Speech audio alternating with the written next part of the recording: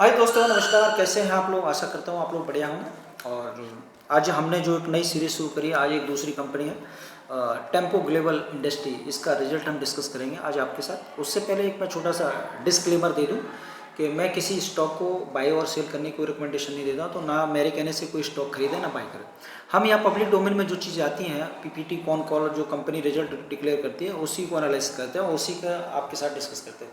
अगर आपको अच्छा लगता है तो आप उसको ट्रैक कर सकते हैं, कंपनी को। आपको अच्छा लगता है तो आप जो भी डिसीजन हो आपका हो, क्योंकि पैसा आपका है।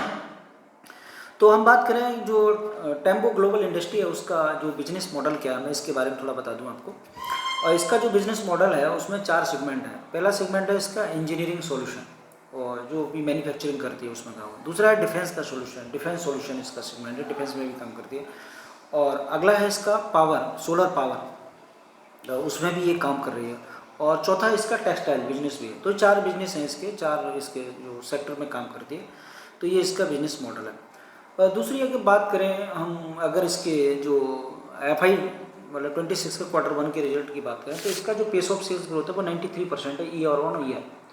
तो ग्रोथ काफ़ी अच्छी है, 100% की समथिंग है। तो 93% ग्रोथ काफ़ी बढ़िया मानी जाती है, कोई इतना आसानी से ग्रोथ इतनी आती नहीं है। तो पेस ऑफ सेल्स बहुत बढ़िया है। दूसरा इसका इबिटा मार्जिन की बात करें, इबिटा मार्जिन इसका जो है Q1 FY 26 में 2.4 गुना हो चुका है। तो बहुत तेज़ी के साथ ये ग्रोथ कर रही है। अगर ईबिटा का आपको जानना है तो वो आप पढ़ सकते हो, उसमें गूगल वगैरह में सर्च करके ईबिटा होता है क्या।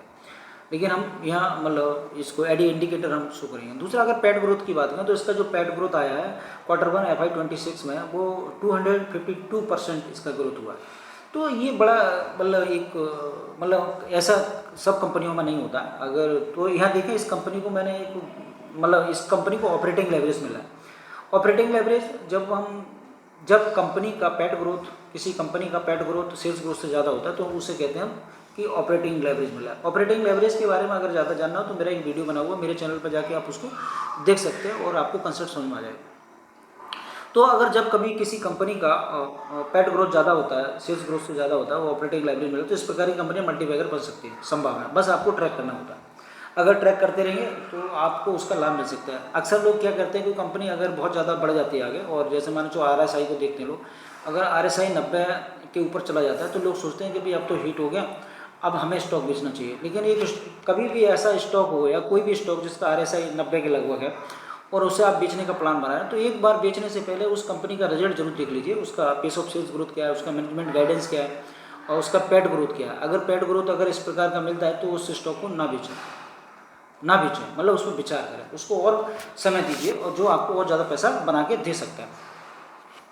तो ये तो बात हो गई कि इसका जो पैट मार्जिन है बहुत ज़्यादा। दूसरा अगर इसकी मार्केट कैप की बात करें, तो मार्केट कैप इसका 969 करोड़ का मार्केट कैप है। और दूसरा इसके जो पीयर ग्रुप हैं उसमें सबसे ज़्यादा हाईएस्ट ग्रोथ इसका। अगर आप देखेंगे उसकी स्क्रीन में जाकर देखेंगे तो आपको पता चल जाएगा कि अपने पीयर ग्रुप में सबसे हाईएस्ट और उससे ग्रोथ कर रही है। ऐसे ही मैंने आपको बताया था इसमें EFC में, EFC भी अपने पीयर ग्रुप में सबसे हाईएस्ट ग्रोथ कर रही है। अगर आपने वीडियो नहीं देखा तो EFC के लिए मैंने अलग से वीडियो बना रखा है, आप उसको देख लीजिए, वो भी बढ़िया स्टॉक है। तो ये है। अब हम इसकी बात करते हैं मैनेजमेंट गाइडेंस की। मैनेजमेंट गाइडेंस की बात करें तो इसका मैनेजमेंट गाइडेंस जो है वो पॉजिटिव है, और जैसे मैंने बताया पॉजिटिव है, और वो आशावान है कि हम आगे भविष्य में और बढ़िया करेंगे, इस ग्रोथ को मेंटेन रखेंगे। दूसरी बात करते हैं कैपेक्स की। ये कंपनी कैपेक्स कर रही है, जैसे मैंने बताया सोलर पावर में भी काम करने की कोशिश करें, डिफेंस में भी काम करें। डिफेंस की अगर हम बात करते हैं, इनका एक प्रोजेक्ट लॉन्च होने वाला है नागपुर के पास, अमरावती एक जगह, और उसमें ये अपना एक प्लांट बैठाने की कोशिश कर रहे हैं। और इसके लिए जो गवर्नमेंट स्टेट वहाँ की जो महाराष्ट्र की गवर्नमेंट है उसके साथ इनका बातचीत चल रहा है। आप अगर इनका PPT देखें तो उसमें आपको फोटो देखने को मिल जाएगा। फडणवीस साहब के साथ जिनका जो मैनेजमेंट है उसकी मीटिंग चल रही है, तो उससे आप देख सकते हैं। दूसरी बात, इन्होंने एक डिफेंस का अफसर जो है जिसको 25 ईयर के समथिंग उसको एक्सपीरियंस है, तो इन्होंने उस कंपनी में उनको हायर कर रखा है, मतलब कंपनी का एक एम्प्लॉय है, तो वो इनका डिफेंस सेक्टर का जो प्रोजेक्ट है उसको देख रहा है। तो ये बढ़िया बात है, एक अनुभवशील आदमी जो डिफेंस में रह चुका है और वो कंपनी के साथ है, तो इनका जो डिफेंस में काम है मुझे लगता है आने वाले समय में बढ़िया हो सकता है।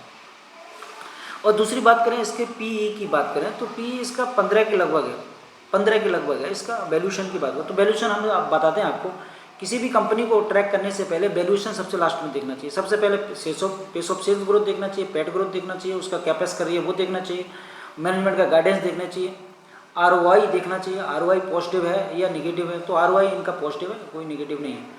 तो ROI का जो डायरेक्शन है वो हमेशा पॉजिटिव होता है, तो वो स्टॉक बढ़िया माना जाता है, चाहे कोई भी स्टॉक हो। अगर ROI का जो डायरेक्शन है पॉजिटिव है तो वो स्टॉक बढ़िया माना जाता है। तो अगर हम बात करें ये 93% से ग्रोथ करें 100%, तो अगर PE की बात करें तो इसका PE तो अभी लो है।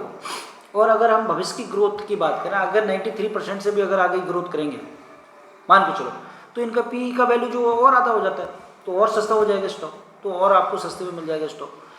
तो ये इनके रिजल्ट है और इस कंपनी को आप ट्रैक कर सकते हो और अपने अगर आपका कन्विक्शन बनता है तो आप देख लीजिए, लेकिन मेरा कोई पर्सनल रिकमेंडेशन नहीं है। क्योंकि मैं आपको बता दूं, मैं ये चीज़ें मतलब आपके साथ इसलिए डिस्कस करता हूँ जिससे कि आपको चीज़ें पता चल जाए, स्टॉक के बारे में पता चल जाए। आप अपना चार्ट देखिए, जो भी देखना चाहते हैं देखिए, लेकिन मैं चार्ट को रिकमेंड नहीं करता हूँ।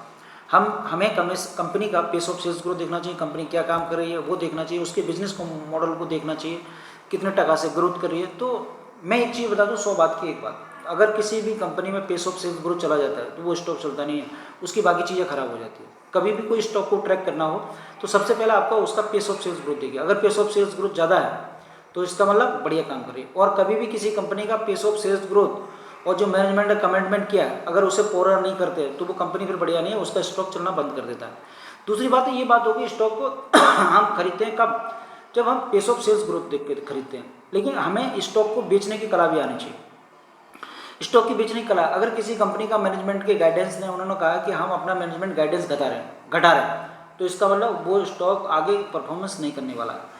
अगर उनका पेस ऑफ सेल्स ग्रोथ कम हो जाता है तो इस प्रकार की कंपनियों से हमें अपना पैसा निकाल लेना चाहिए। क्योंकि मार्केट में क्या होता है, जो कंपनियां पेस ऑफ सेल्स ग्रोथ ज़्यादा होता है सारा पैसा निकाल के लोग उसमें लगाते हैं, एक्टिव इन्वेस्टर। तो ये बात होती है। तो इसलिए हमें जो कंपनी हमेशा पेस ऑफ सेल्स ग्रोथ, अगर कोई कंपनी बढ़िया आ रहा है उसका मेंटेन है तो हमें उसके साथ रहना है, अदरवाइज उसके साथ नहीं रहना है। किसी शेयर से हमें कोई मोहब्बत नहीं है, क्योंकि हम तो बाहर बैठे हैं, बिजनेस तो वो लोग कर रहे हैं। तो इसमें थोड़ा सावधानी बरतना। तो हमें स्टॉक बाय तो कोई भी कर सकता है, लेकिन हमें सेल भी करना आना चाहिए। तो सेल कब करना चाहिए, जब किसी कंपनी का रिजल्ट खराब हो जाए, पेस ऑफ सेल्स ग्रोथ घट जाए, डिक्लाइन हो जाए, या मैनेजमेंट का गाइडेंस कम हो जाए, या उल्टी सीधी बातें करें मैनेजमेंट भाई ये प्रॉब्लम है वो प्रॉब्लम है और हम इसकी वजह से नहीं कर पा रहे, तो फिर ये समझ लीजिए मैनेजमेंट बढ़िया मतलब नहीं है।